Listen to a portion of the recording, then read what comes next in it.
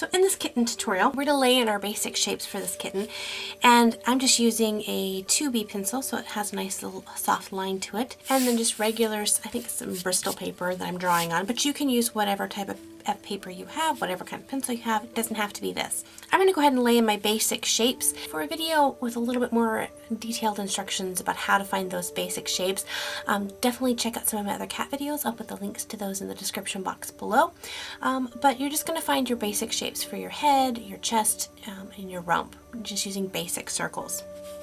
So here are my 3 basic circles that I use to get my cat shape. This is the head, the chest, and the rump. You'll notice the rump is just slightly larger than the other 2, and I might shave that off a little bit, but it's encompassing the belly and the kind of the hips area as well, so I kind of want to get that. My kitten's in a running position, running obviously this way, and I'm going to have it where it's the front legs are on the ground and its back legs are kind of in mid-air. So that's why the rump is a little bit higher than would normally be, where it would usually be kind of even to the chest. So here's kind of like the backbone area. I got the head here, a little bit of the shoulders, and then coming right up there. Now feel free to move these around however you want. This is just how I'm going to position these for this specific cat running. I'm not going to get into too much detail before I sketch in my legs. And my legs I'm just going to put in with using some just straight line guidelines. So coming here is the shoulders. Coming back off the shoulder is the, it's kind of where the elbow of the cat is. And then coming in, and bring the paw down, and then it's going to bend back to the paw. So coming down here and then bending in. I'm just going to put it in just with these stick lines here, and then I can kind of move those around however I want. So this front leg, bring this one, he's going to be bearing all the weight onto this one. So this one's going to come off the shoulder, down to the elbow, and straight down for his little paw pad right there.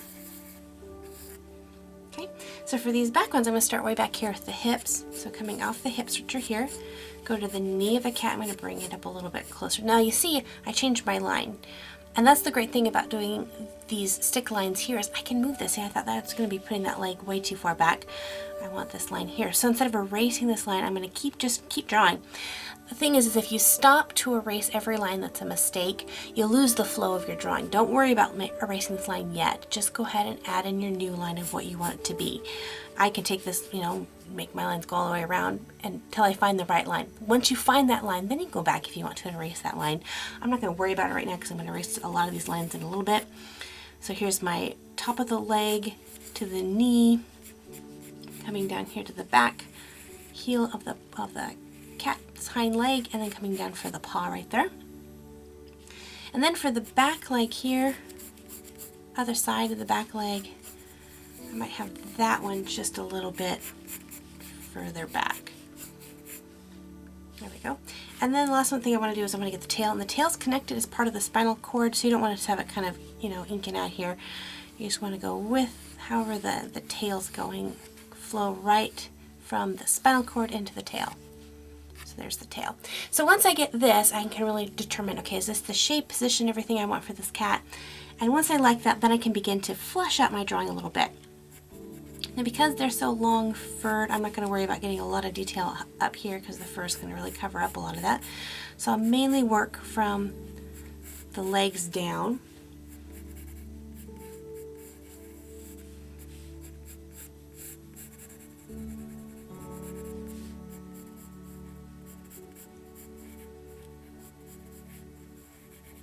And I really want some good weight on this line here, so I'm not going to have that really rounded. I have it come down and really flat, so it looks like it's got the weight going on there. And when I think about this chest coming down here, and imagine that line coming through and bringing it up. And because he's a roly-poly kitten, you could have him be kind of, fluffy and chubby. They haven't got really lean yet. So there's his underside. And then his front leg's coming in just a little bit. So we'll see that kind of coming up across his side there. And then bringing in this hind leg here. Coming in.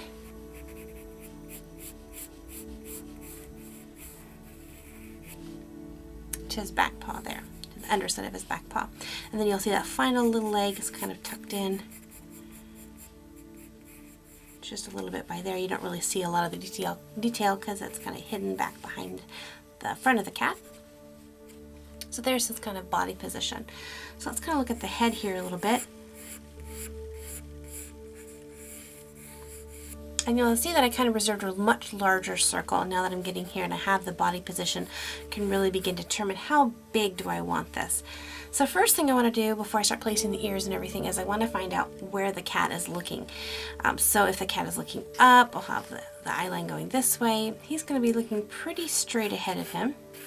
So I'm going to draw this kind of line cut through my circle, and that's going to be his vision line where his eyes are kind of, they're seeing out to this direction. And this is going to help me to know where the bridge of the head is, and just right below this line I'm going to come out just a little bit, down, and then swoop around from the bottom part of the muzzle. And depending on the breed and how old the cat is, the bridge of the nose will come out farther or shrink up, or just kind of depends on all those variances. There's no cut and dry, it's this much percentage of the rest of the cat head. It just really depends on the cat.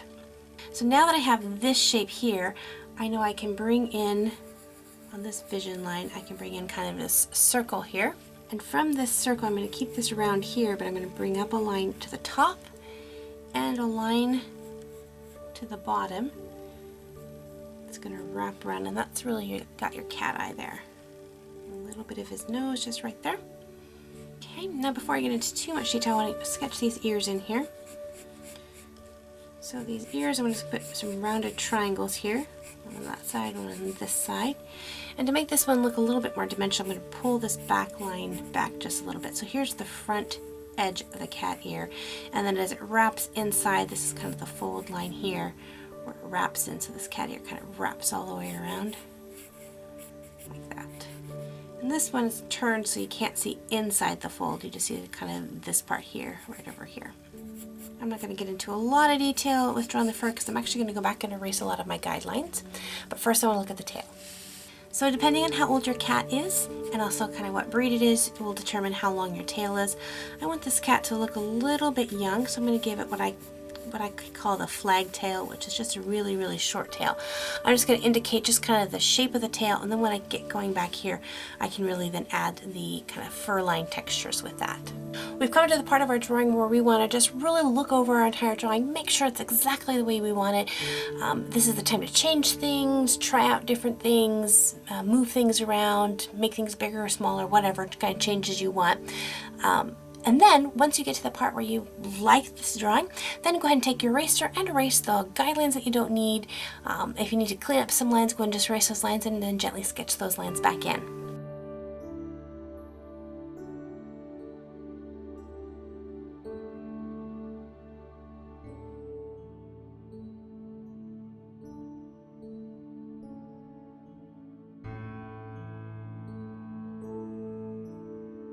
So I cleaned up my lines and I have just the basic outline. I've darkened it in a little bit darker so that you guys can see it.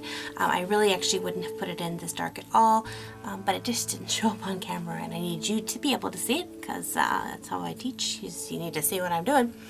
But what I'm going to do now is, as I go to draw these lines, I'm going to draw them as fur lines, which means I'm not going to just draw this straight shape line around my entire cat. Instead, I'm going to use wispy individual lines. Depending on if the cat is short hair or long hair, I'll use longer wispy lines or shorter wispy lines. But let me go ahead and give you an example. Let's do underneath the chin here. I'm going to erase this line a little bit so you can barely see where that line is.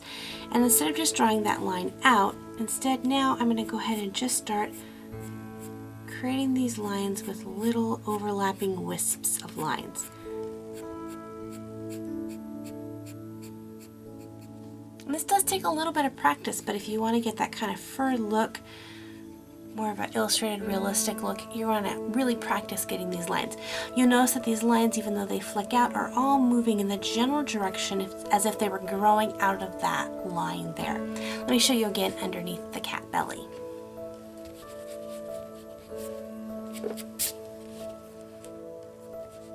So I'm going to have these lines come out, and you'll see I'm just kind of flicking my pencil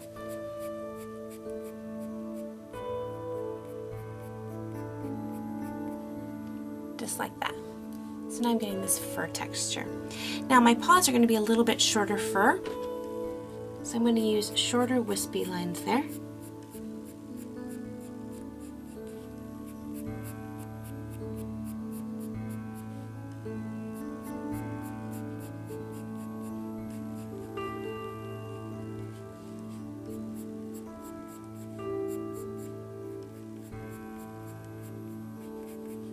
So you're going to want to follow this technique all around the whole entire perimeter of the cat.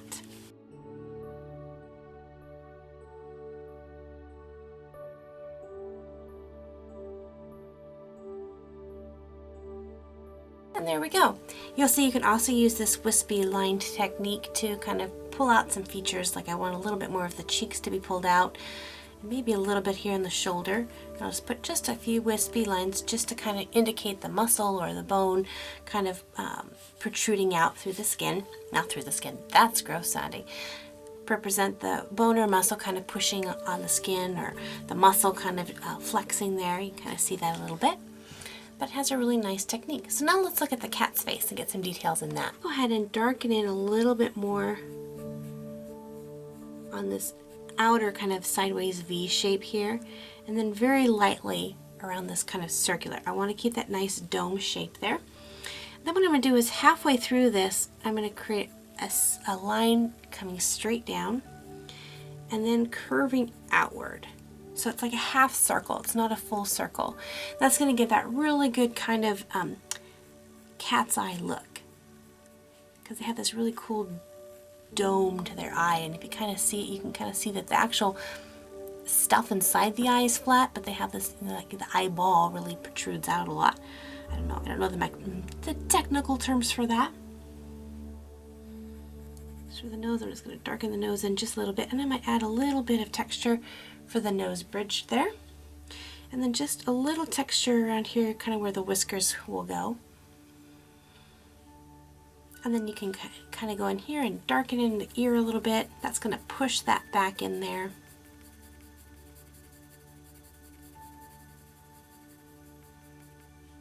And shade in this ear back here, just kind of push that one back there as well. And then you can just start having fun creating kind of a cool texture on your cat or pattern. And you'll just want to use little tiny marks from your pencil very lightly. And you don't want them, you know, all to be even. You want them to kind of have a little bit of a variance to them. But you want them to go the direction the fur goes. So I'm going to play around with this. And you can do this technique with a pencil like I'm doing. You could do it with a color pencil. You could even try it out with crayon. Maybe with a marker, depends on how good you are with a marker. But I'm going to put the pattern of the cat in there.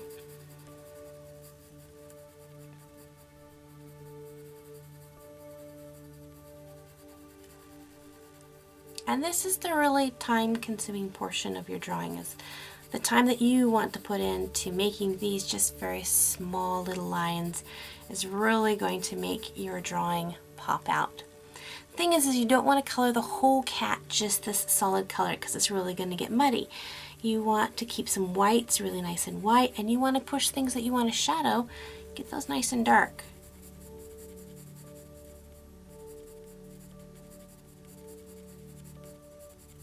And you'll notice, I'm leaving some little whites even in the colored parts. That's helping me kind of put a little texture to my fur, adding a little highlights in there. So it's not all the same shade, even though I want it to be colored. It's giving me that texture. And again, so I'm going to change directions a little bit following that shoulder, so it's not going to be going this way. It's going to be wrapping in around his shoulder a little bit. And if you want to give the appearance of a stripe, you can just kind of take that line all the way over and then bring in another line around this way, but again, not making it a solid straight line, because these hairs are laying on top of each other, so they're not gonna be perfect.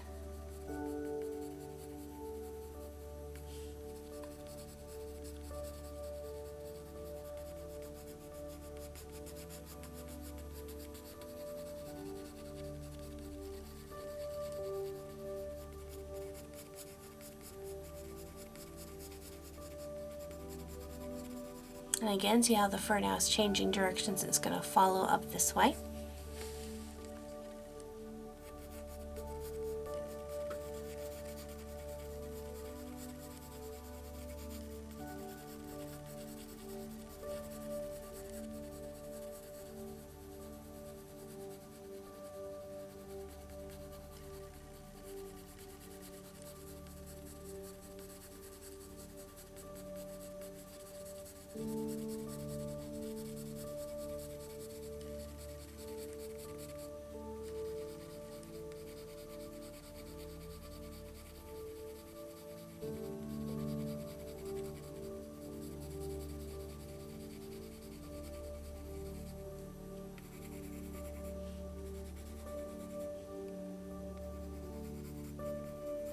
So there's kind of a little swirl right here where the direction of the fur changes from going this way to going this way. So there's just a little bit of kind of where the fur is going to kind of come over. So I'm going to erase this stripe there. It's just going to really kind of change directions right at that hip.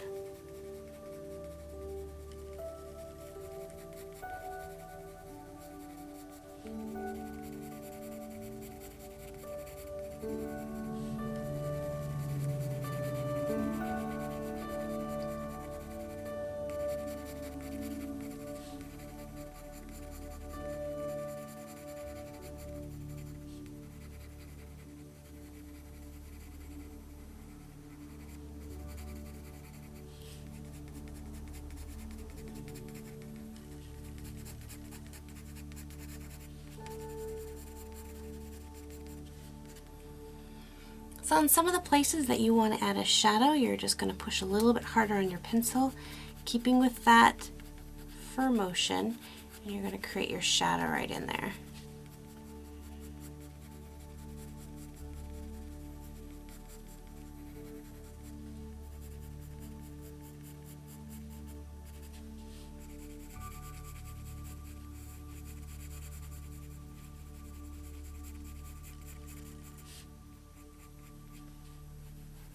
His little toes and his little feet there.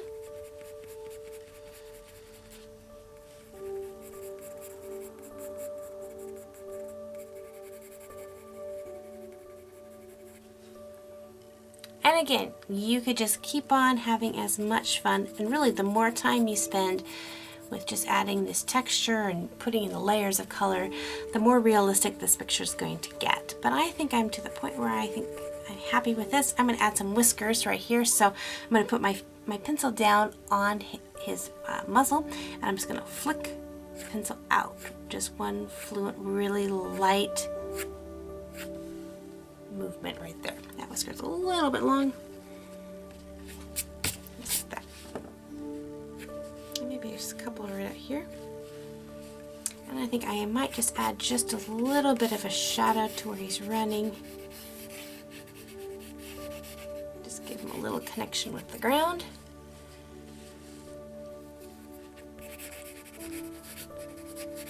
Alright, so there we go. We kind of have a finished product here, and a lot of you guys had requested that I not just speed through the final part of the drawings where I really go in to add the detail. A lot of you requested to see a tutorial where I just showed that in real time. So that's kind of why the ending with the shading and shadowing and adding the hair, I really just spent a lot of time and did not speed that up. So hopefully that's what you guys were looking for. Let me know in the comment section below if you'd like to see more videos like that where I don't do a lot of time lapse, where I just kind of show you the kind of long drawn out process. Because I definitely want to make these videos helpful for you. If you enjoyed this video, make sure to give it a thumbs up. That just makes my day. And if you're brand new to this channel, make sure to check out some of my other videos. If you like what you see, make sure to hit that subscribe button so you don't miss out on any future videos. Well, again, thank you guys so much for drawing with me today. And until next time, God bless you guys, and we'll see you later. Bye-bye.